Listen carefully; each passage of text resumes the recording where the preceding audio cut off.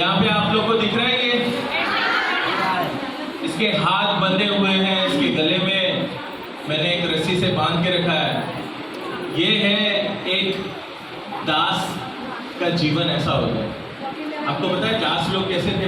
पुराने जमाने में दास लोग बाजारों में बिकते थे, गुलाम लोग, और उनको ना बाजार में से पैसे देके खरीदते थे और उनसे बहुत सारे काम करवाते थे, टॉर्चर दिए जाते थे। उनको जो भी बोले मुंडी नीचे कर, ऐसे बोल के उनको अधिकार जताते थे। समझ में आया? तो उन जमाने में ऐसे कैदी लोग थे, मतलब कैदी की तरह उन लोग जीवन बिताते थे। उनका कुछ भी नहीं चलता था, सब परमेश्वर मतलब तब लोग जो भी इसके स्वामी होते थे ना, वो बोले कि इनको मार भी डाले ना तो भी कोई पूछने वाला नहीं होता था। तो इनका पूरा जीवन उनके हाथ में होता था, वो चाहो तो इनको मार भी सकते, इनका कोई नहीं होता था। ऐसे दास तत्व का जीवन होता था, दास लोगों का जीवन होता था। समझ सकते हो? तो इनको इतना सारा काम दे देते थे, इनकी कोई भी खुशी नहीं होती थी, ये कोई भी अपने मन से कुछ भी कर नहीं सकते थे। तो ऐसे ही एक और बात, तो ऐसे ही क्या होता था कि एक इंसान के बारे में हम पढ़ने वाले हैं जो बाइबल में लिखी गई है। आप लोग बाइबल पढ़ते हो? बाइबल में हर एक वचन पढ़ते हो, लेकिन वचन से भी कुछ चीजें हैं जो आपको पढ़ना जरूरी है, जो मैं आज आपको बताने वाला हूँ। एक चैप्टर है, एक चैप्टर बोले तो एक पुस्तक ही है, उसमें एक ही चैप्टर है, लेकिन उस चैप्टर को पढ़ने से पहले उसकी भूमिका पढ़ो ना तो ये समझ में आता है। भूमिका यानी समझते हो? कितने लोग ये सब भूमिका भी पढ़ते हैं? भूमिका मतलब कोई भी चैप्टर शुरू होने से पहले, मतलब पुस्तक शुरू होने से पहले उसके पहले कुछ लिखा हुआ रहता है। ठीक है, अंश आगे आ जाओ, जल्दी जल्दी जल्दी फास्ट। अब तुम्हें ये भूमिका पढ़नी है और इसके हिसाब से मैं तुम्हें स्टोरी समझाने वाला हूँ। फिलेमोन की पुस्तक की भूमिका, ठीक है? एक एक सेंटेंस पढ़ना है।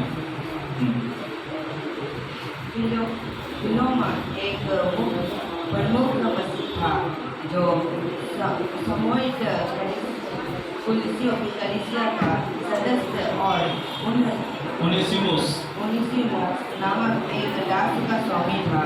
यह दास अपने स्वामी को यह बात, हाँ, तो ये जो फिलेमोन है, ये फिलेमोन नहीं है, फिलेमोन इसका स्वामी है। ठीक है, तो ये क्या है? ये ओनेसिमोस है। इसका नाम क्या है? ओनेसिमोस। ये एक दास है। किसका दास है? फिलेमोन का दास है। किसका दास है?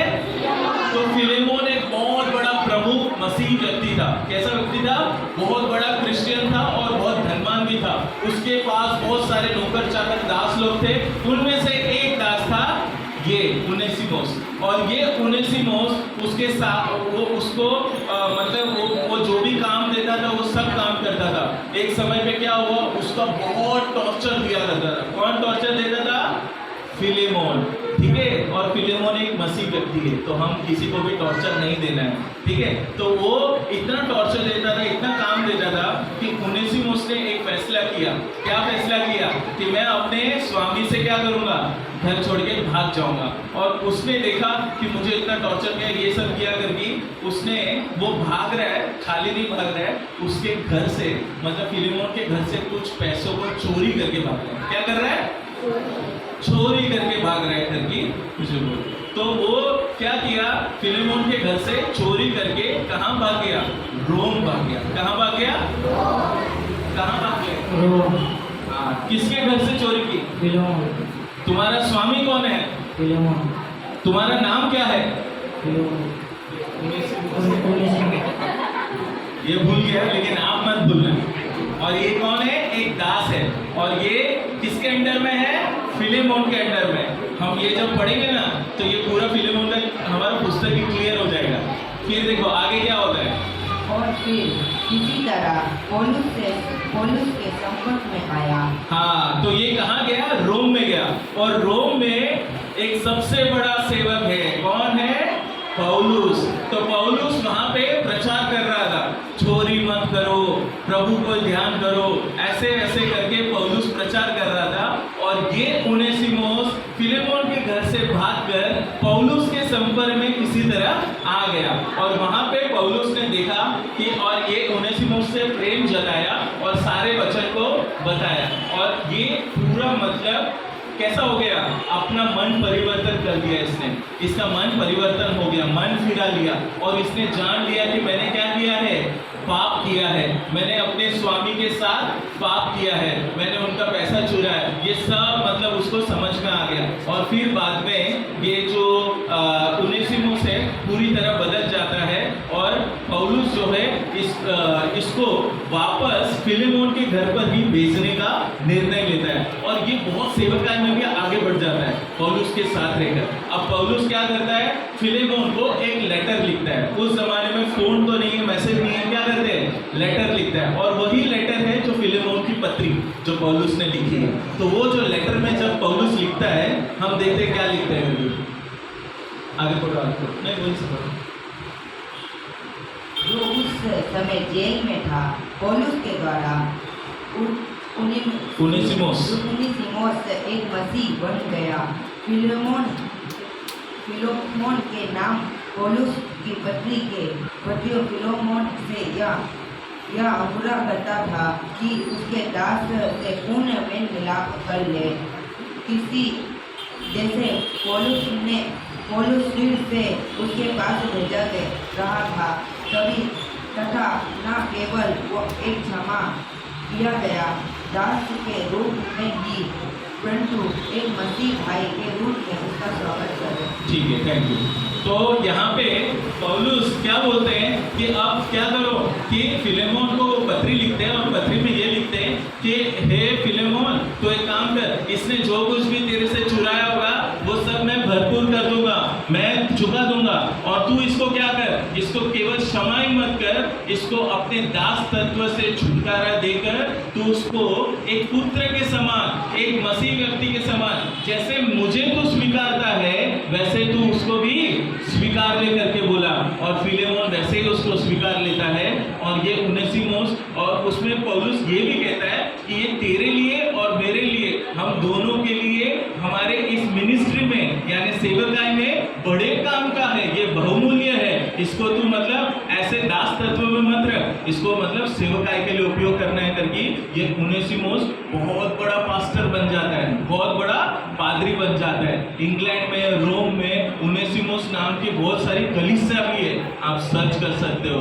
तो ये एक गुलाम कैसे एक बड़ा पास्टर बन गया, ये स्टोरी है फिलेमोन की।